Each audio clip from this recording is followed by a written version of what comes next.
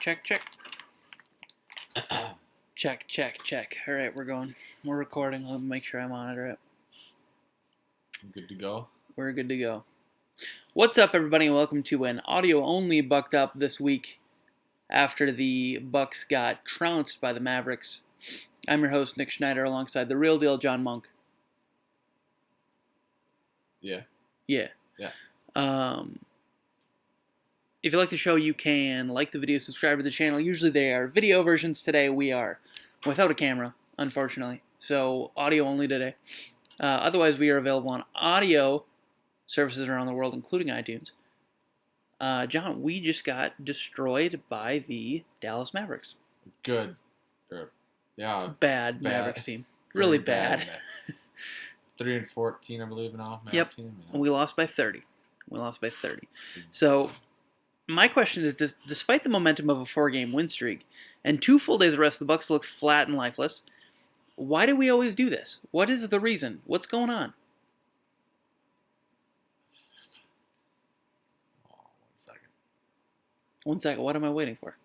Oh, no, it's just weird we were just talking about this. We literally were just talking about this exact question. But, yeah, well, it's a lot of things. Well, boy, am I... So...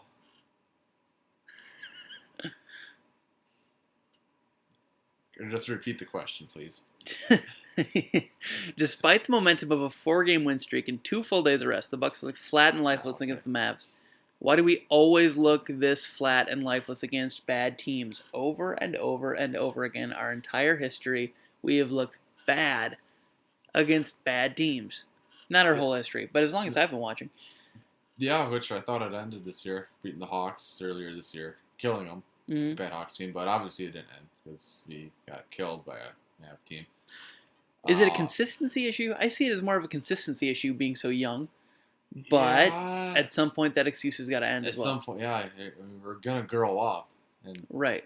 I mean, and it's not like we're the youngest team in the league anymore. No, but we are still a little young. We couldn't generate any offense anywhere. No. As hard as we tried, nothing was working. Like, for example, Giannis did not play very well at all. No, not a lot, but good amount of points and a lot of rebounds. And post-game, they were talking about, wow, Giannis is the one guy who showed out tonight, him and Chris Middleton. And I think he shot 7 for 20, which is pretty bad. We've talked multiple times in the show about, man, a bad Giannis night, but a bad Giannis night usually is a really good night, but not up to his standards. Mm-hmm. Tonight was a kind of a poor night. Yeah, in general. It wasn't rebounded bad, it pretty well. But it was not good at all. But that's about it. I mean, other than rebounding, that was about all he did. He was missing easy layups. He was taking way too many jumpers, taking way too many fadeaways. He still put up a good amount of points, but not in the way you would want him to, and not when it mattered. No, exactly. So, what did those points really mean? Not really anything. No. And it wasn't only Giannis. Eric Bledsoe... Bledsoe had a bad night, too. Despite being a pretty solid jump shooter in Phoenix, he just can't find the bottom of the bucket from range in Milwaukee. How much is his lack of jump shooting hurting the team? Because it certainly isn't helping. No, and we're definitely going to need him to knock down wide open jumpers that he was missing tonight. Was wide open. Right, absolutely. And the excuse of his legs aren't under him yet only goes so far. Exactly. I still think that's the problem now, but at what point do we say, Eric, what's going on, man? Yeah. Because he's not a lights-out shooter, but he shot the ball pretty well in Phoenix. When you get a wide open jumper, you got to knock that down. Yeah, if you're Eric Bledsoe, there's no excuse. Yeah. Chris Middleton played pretty well, though, tonight. I would have liked to see us ride him a little more. Yeah, Middleton, he's definitely back to his well, don't say that, because we say every week that Chris Middleton's back, and then he plays poorly. So let's refrain from saying it. He's been playing good. Yeah, but if we don't say it, then he won't play bad ever again. Well, I say it every game. Yeah, I know. We all say it every game, because we all want him to be back. And I think he might be, but let's all hold our horses before we know. He's back. Ballsy call, John. He'll be back if he's not already. Speaking of guards, in spite of the lack of offense, Jason Kidd decided to ride Liggins for a lot of the game. Has he earned himself a consistent role on this team yet? Oh, absolutely, yes. You think so? Because when Delly comes back, is there a chance that we all of a sudden see a lot less of him? There are only so many guard minutes to go around. Well, yeah, And you know how much kid loves Delhi. yeah, it'll be very interesting when Delhi comes back to see who gets the minutes. I hope it's Liggins, but knowing. Well, you know what? When Liggins has the ball, I never worry.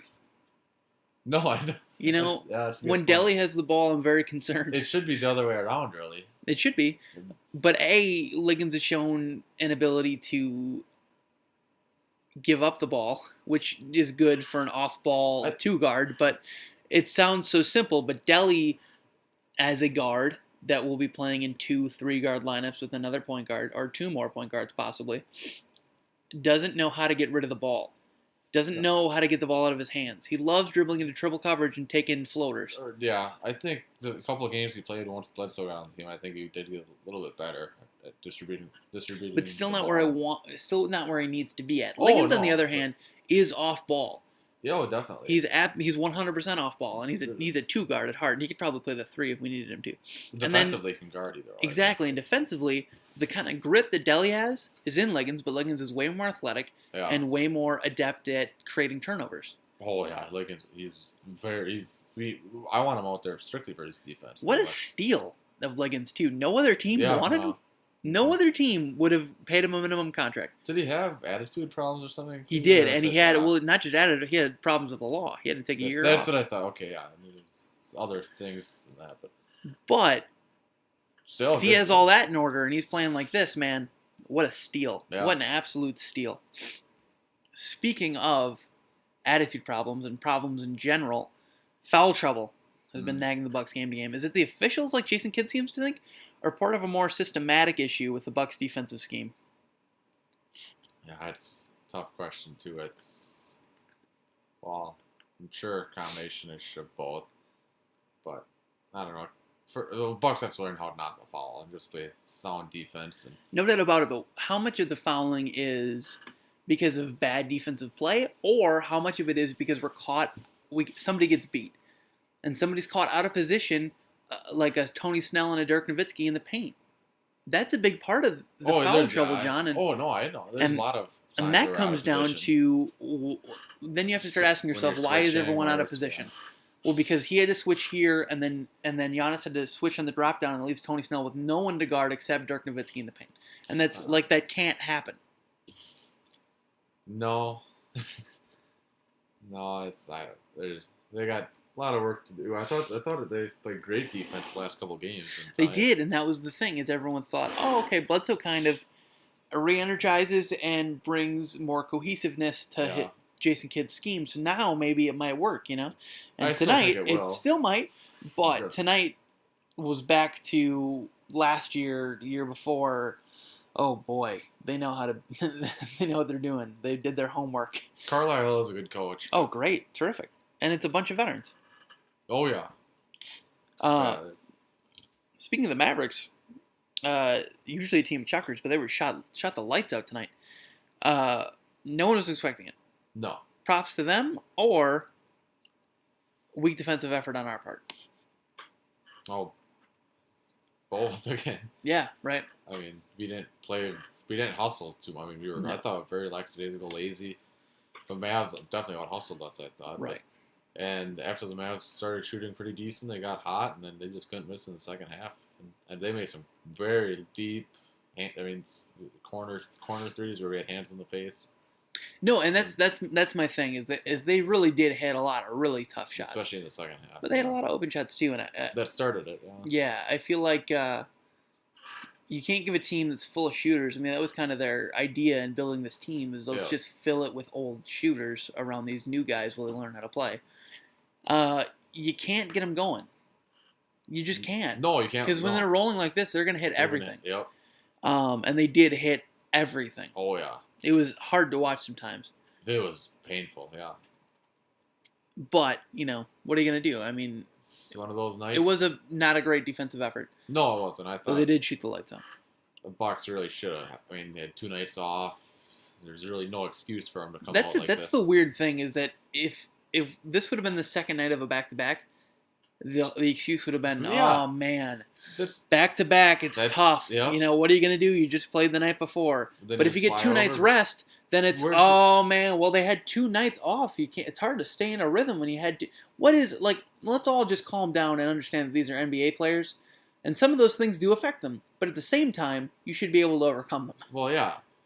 I mean, I would think back-to-back nights is much more tough. I agree. I think you're going to be much more ready to go after 2 nights rest. I mean, Absolutely, and the Mavericks coming off a back-to-back where That's- they lost the lead. They were on their tail end of that second half. That's in the It's first. not like they just coasted either way. They were up. It was up and down. They were up 14 against the T-Wolves in the first half, and they were doing the same thing with the Bucks. I'm like, oh, okay, we could be fine yet. Right. And we got obliterated. We did get obliterated. Speaking of, I have no transition. I don't have one. I'm just going to say it. Both Joe Blomboy and Gary Payton were active again tonight, which is weird to me. Is it short-sighted to Jason Kidd to be activating them so much so early? They only get 45 days in the NBA before they have to spend their entire time in the G League. What if there's a real injury later in the year and these people need to actually get minutes?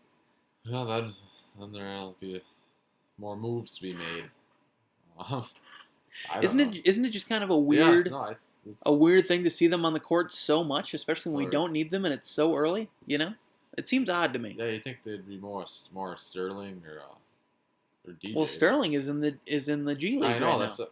but he's on the roster full time, ain't he? Right, That's right. What I thought, yeah. So it's odd that We're seeing the two-way. Exactly, we're seeing the two-way guys in right now when there's a time in desperation we could actually need them.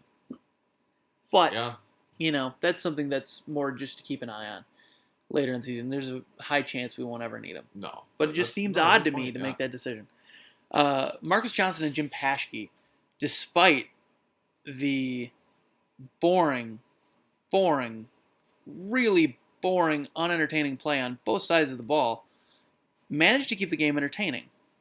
How lucky are we to have these dudes announcing this game? Announcing our game. Announcing the Bucks. Because they are fantastic. Yeah, the Bucks have some of the little bit I listened to other teams' streams, the Bucks are one of the best there is. Yeah, I was, I watch some Celtics games sometimes because I'm very interested in their team this year. And other teams, it's not that they're necessarily bad, but like, oh no, we are so lucky to have Jim and John and Marcus and Gus, all of whom are fantastic and entertaining. Whether you're laughing at Jim and John or with them, they are a big part of why I'm a Bucks fan. Same here. They have a lot of great sayings, a lot of good Well, they were just entertaining. Even when the games weren't in that 15-win season, like, they were entertaining. Whether you were laughing at them or with them. Mm-hmm. And Gus is obviously one of the top-tier commentators in the league. Yeah. And Marcus, I think, doesn't get his fair credit as one of the best color guys in the league. He is fantastic. So interesting and fun to listen to. Yeah. And there's never a break in the action where I'm bored. There's never any time during the game where I'm bored watching the game by myself. They're fantastic, and I don't think they get enough credit. They really helped me watch that 15-game win season every They game. really did. They really did. If it weren't for Jim, you wouldn't know what size of shirt Kobe Bryant wears. That's right. John, do you remember how that went? What did he say? How did it? He was going through the laundry, and he saw Bryant's jersey and picked it up. He picked it up, looked at the size, 4X. Yeah. Wow, that's weird. He was fascinated. Thought he'd tell her. You think he got a talking to by his boss about going through people's laundry? I might have got asked. Jim, what are you doing? But, it is interesting. You know what? It's kind of interesting. You're right. Overall, John, this is a disappointing loss. We have a huge game against the Wizards on Monday. What needs to happen between now and then in order to be ready for such an important game? Well, effort, energy. You got to come out mad. Well, that was my next point. Is Jason Kidd, because he's so monotone, so one note. Is he the kind of guy that can get a team motivated for a night like this after tonight? He doesn't seem like it. I don't know him in the locker room. No. I don't know him on the practice court. Whatever. He does seem like He comes off as a very kind of lackadaisical. Yep, we lost tonight. Sucked. All right, next one. Kind of like me. I'm laid back. Yeah, but that's why you're not an NBA coach. That's exactly it. But I'm also not. Is he the kind of guy that can get these guys motivated for this game, or is it going to fall on Eric Bledsoe and Giannis? I think Kidd can do more of what we think, but yeah, but also I think second half we came out tonight and we looked just as lazy and lackadaisical. That's really like Tom Thibodeau. There's stories about last night when they were down to the Mavericks. Yeah. And I think Jimmy Butler was the one who said it, and he said the guy asked for a quote of what Tom said in the locker room, and he said, I don't remember exactly what it was, but he swore a lot. The point is that that's not Jason Kidd, No. and that's not his style. So what is his style? How is he going to get his team motivated? And saying just instead of saying just go out there and play your game, like what you got to be basketball players out there. Like what is he bringing? I don't know. On the mentality, and that's just what I'm interested in. And I'm not saying he's not bringing anything because I don't know. Yeah. But I'm interested into a player's perspective of what he kind of does in the locker room as a motivator, because it's an underrated and important part of coaching. Oh, definitely. Yeah. I wish I could sit in the locker room. Fly on the wall. Yeah. You hear and see a lot of things you didn't want to see. Yeah, but I don't know. I just hope they come out with a lot more energy, effort, and if you do those two things, the shots are going to fall hopefully. And, Will they? well, It'll be closer than this game at least. yeah, oh yeah. Well, the Wizards are a better team, but Than the Mavericks? maybe. Yeah, it's close. Mavs are tough. They won the finals in 2010-11 season. Yeah, they did. You're right. With some of the same coach, I believe. Yeah, Carlisle. Right? Yeah, he's been there I think 10 years. And one of the same players. And I think Barea was probably on the team, right? I think he was. Yes. Then Barea went to the T-Wolves, I want to say, a little bit. I believe after, so. right? Yeah. And now he's back in Dallas, Texas. Pretty sweet. Good for them. Why don't we have Barea? I would like Barea. Barea's pretty cool. Maybe if we trade like a center and a first round pick or something. Yeah. It seems to be kind of That'd be the way deal. to go to get point guards. Yeah. Good ones. John. Yeah. This has been a shorter episode of Bucked Up. Well, oh yeah, we're not on. I was gonna show the deer. Yeah, we're not on camera this week. There's a deer. There's a deer here. It is opening day, hunting season here. We're in a sphere made of beer. There's nothing else that rhymes. That's appropriate. Deer. A deer.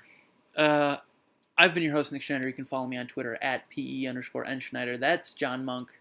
Follow him at John Monk. Well, you can follow the company at possibly ENT. You can like the video, subscribe to the channel, comment on the video with any questions, tweet at us with any questions.